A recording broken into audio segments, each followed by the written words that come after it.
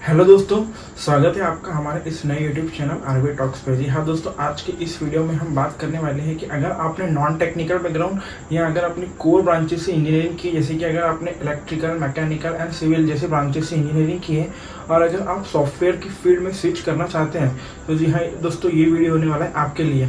And इस video में मैं आपको अपनी जर्नी के भी बारे में बताऊँगा। वीडियो में आगे बढ़ने से पहले मैं आपको अपना एक बार ब्रीफ इंट्रो दे देता हूँ। जी हाँ दोस्तों, मेरा नाम है Rahul and currently I am in Cognizant and I have almost completed 2 years in a Cognizant as a software developer. I have also done engineering from the mechanical background. So I think I am the eligible one to tell कि अगर आप भी software field में switch करना चाहते हैं तो आपको किस तरीके से करना चाहिए। तो ये वीडियो इसी के बारे में होने वाला है। इसी के साथ करते हैं वीडियो को शुरू। तो सबसे पहले अगर मैं आपको अपनी जर्नी के बारे में बताऊं तो जैसे ही मैंने इंजीनियरिंग में एडमिशन किया, मुझे डायरेक्ट सेकेंड ईयर में एडमिशन मिला था क्योंकि मैंने डिप्लोमा के थ्रू इंजीनियरिंग किया था। मेरा थर्ड सेमेस्टर तो कॉलेज का बहुत ही अच्छे से निकल गया था, बट सेकेंड ईयर क्लोज होते होते ऑलमोस्ट कोविड आ चुका था, जिसके कारण कंप्लीट लॉकडाउन लग चुका था एंड जो है सब कुछ ऑनलाइन हो चुका था। पढ़ाई भी जो है वो ऑनलाइन होने लगी थी, जिसके कारण मुझे काफ़ी गुड अमाउंट ऑफ टाइम मिलने लगा था। सो मैंने सोचा कि क्यों ना इस टाइम को जो है वो यूटिलाइज़ किया जाए अपने स्किल्स को एनहांस करने में। And at the same time मुझे रियलाइज़ होने लगा था कि मैकेनिकल ब्रांच का जो एवरेज पैकेज है वो CSIT ब्रांच से काफ़ी कम रहता है। और ये तो आप सभी को पता ही है कि मैकेनिकल ब्रांच में जो है वो पैकेज जो है वो काफ़ी कम ही रहता है। And at the same time software field जो है वो बहुत ज़्यादा ग्रोइंग ब्रांच है एंड सॉफ्टवेयर फील्ड उस टाइम पे बहुत ज़्यादा बूम कर रहा था। सो मैंने सोचा कि क्यों ना मैं भी खुद को सॉफ्टवेयर फील्ड में स्विच करने का ट्राई करूँ। इसी के साथ साथ मैंने अपने कुछ फ्रेंड से भी कंसर्न किया कि अगर मुझे सॉफ्टवेयर फील्ड में स्विच करना है तो किस तरीके से करना चाहिए। एंड अकॉर्डिंग टू दैट मैंने सबसे पहले यूट्यूब से स्टार्ट किया C लैंग्वेज पढ़ना। या दोस्तों, मैंने रोज खुद को थोड़ा टाइमिंग देना चालू किया C लैंग्वेज के ऊपर। एंड कुछ समय के बाद मुझे ऐसा रियलाइज़ हुआ कि मुझे प्रोग्रामिंग थोड़ी समझ में आने लगी है एंड थोड़े कंसेप्ट मुझे क्लियर होने लगे थे। तो जैसे ही मुझे थोड़ा सा कॉन्फिडेंस आया तो उसके बाद मैंने एक C लैंग्वेज का पेड कोर्स लिया, जिससे मेरा क्विक रिवीजन भी हो गया एंड मेरे काफ़ी सारे कंसेप्ट जो क्लियर नहीं थे वो और ज़्यादा अच्छे तरीके से क्लियर हो गए। एंड उस कोर्स के थ्रू मेरे काफ़ी सारे कंसेप्ट भी क्लियर हुए एंड मैंने रियलाइज़ किया कि मुझे चीज़ों का फ्लो भी समझ में आने लगा था। मैंने काफ़ी सारे उस कोर्स में प्रोग्राम्स किए, काफ़ी सारे क्वेश्चंस लगाए। सो मुझे कॉन्फिडेंस आ चुका था कि अब जो है मेरी एक लैंग्वेज परफेक्ट हो चुकी है।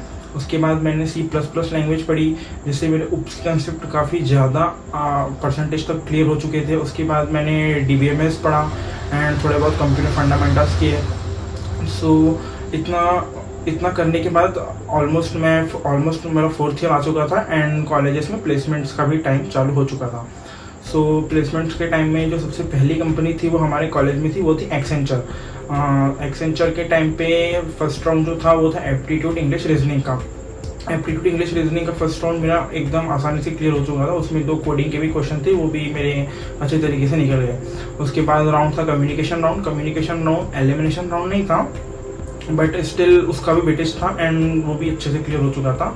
बट जब इंटरव्यू का राउंड हुआ तो इंटरव्यू मेरा इतने अच्छे तरीके से नहीं गया था, तो मुझे ऐसा रियलाइज़ हो चुका था कि मेरा इस कंपनी में नहीं होगा।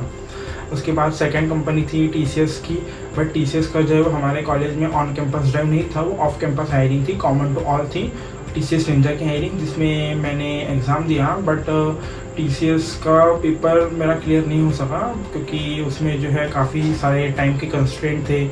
इस चक्कर में वो पेपर मेरा नहीं निकल पाया। उसके बाद जो है वो थर्ड कंपनी थी, वो थी गाइस हमारी ड्रीम कंपनी, जिसमें मैं अभी ऑलरेडी प्लेस्ड हूँ, कॉग्निजेंट में भी फर्स्ट राउंड जो है वो एप्टीट्यूड इंग्लिश रीजनिंग का था एंड इसमें जो है वो कोई भी कोडिंग का क्वेश्चन नहीं जो है। ये मेरा फर्स्ट राउंड बहुत ही आसानी से क्लियर हो गया एंड जो सेकेंड राउंड जो था वो था हमारा इंटरव्यू का।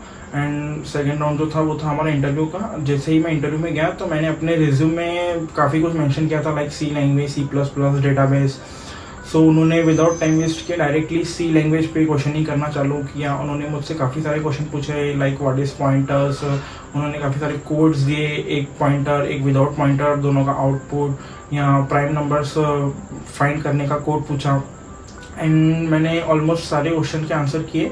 तो इतना क्लियर हो चुका था कि मेरा ऑलमोस्ट इससे इंटरव्यू निकल जाएगा। एंड विद इन 1 वीक मेरे को रिजल्ट आ गया that my interview was clear.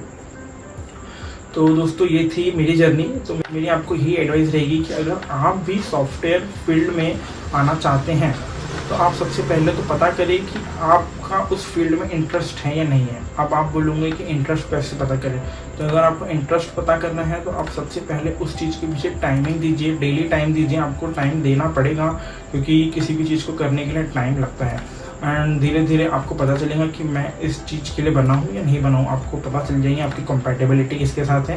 And अगर आपको लगता है कि मैं सॉफ्टवेयर की फील्ड में जॉब कर सकता हूँ, क्योंकि सॉफ्टवेयर की फील्ड जो है वो बहुत ही डायनामिक होती है, इसमें आपको कंटिन्यूसली न्यू चीज़ें सीखना पड़ता है। तो अगर आपको लगता है कि मैं सॉफ्टवेयर की फील्ड में जॉब कर सकता हूँ तो आप डेफिनेटली उस चीज़ के पीछे लग जाइए।